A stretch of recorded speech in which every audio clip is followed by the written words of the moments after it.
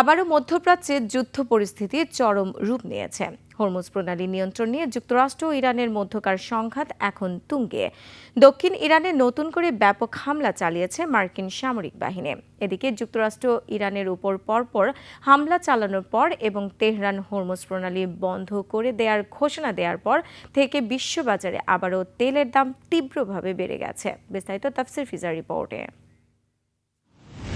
ইরানের রাষ্ট্রীয় গণমাধ্যম জানায় দেশটির দক্ষিণাঞ্চলীয় বন্দর আব্বাস সিরিকের পাশাপাশি কৌশলগতভাবে গুরুত্বপূর্ণ কেশম দ্বীপেও ভয়াবহ বিস্ফোরণ ঘটেছে।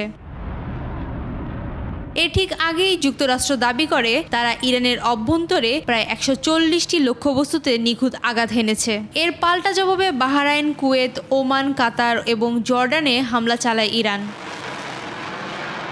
অন্যদিকে হরমুজ প্রণালী নিয়ে তৈরি হয়েছে উত্তেজনা। মার্কিন প্রেসিডেন্ট ডোনাল্ড ট্রাম্প এই আন্তর্জাতিক নৌপথ সম্পূর্ণ উন্মুক্ত দাবি করলেও ইরানের পক্ষ থেকে এসেছে ভিন্ন মন্তব্য।